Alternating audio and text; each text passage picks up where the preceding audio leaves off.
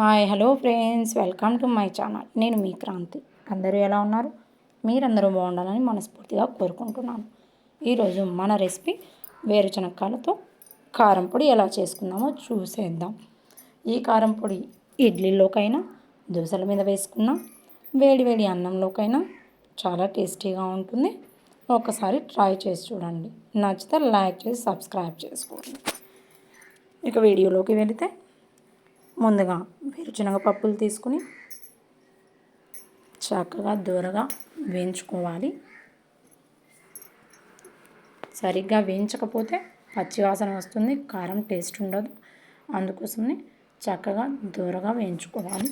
వేగిన తర్వాత ఈ పప్పులను పక్కకు తీసుకుని అదే ప్యాన్లో ఎండుమిర్చి తీసుకోవాలి.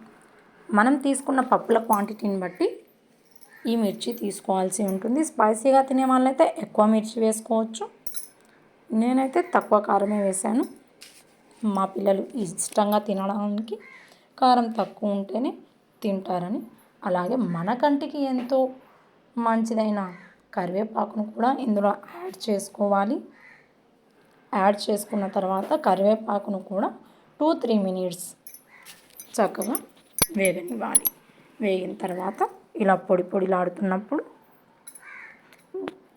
వీటితో పాటు జీలకర్రను కూడా యాడ్ చేసుకుని 1 నిమిషం పాటు వేగనివ్వాలి. కొంచెం వేగిపోయిన తర్వాత వెల్లుల్లి కూడా తీసుకుని అందులో వేసి గ్యాస్ బంద్ చేసుకోవాలి. వెల్లుల్లి ఆ ప్యాన్ ఉన్న వేడికే చక్కగా మగ్గిపోతుంది. అన్నీ మగ్గిపోయిన తర్వాత చల్లార్చుకోవాలి.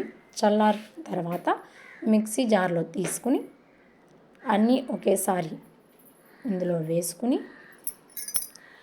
వీటితో పాటుగా ఉప్పును కూడా మనం యాడ్ చేసుకోవాలి. యాడ్ చేసుకున్న తర్వాత ఫైన్గా గ్రైండ్ చేసుకోవాలి. ఇలా గ్రైండ్ చేసుకున్న తర్వాత మన వేరుశనగకాయల కారం రెడీ. టేస్టీగా చాలా సింపుల్గా ఈజీగా తయారు చేసుకునే వేరుశనగకాయల కారం. ఈ రెసిపీ మీకు నచ్చినట్లయితే మీ ఫ్రెండ్స్ అండ్ ఫ్యామిలీస్కి షేర్ చేయండి. Okay, thank you for watching.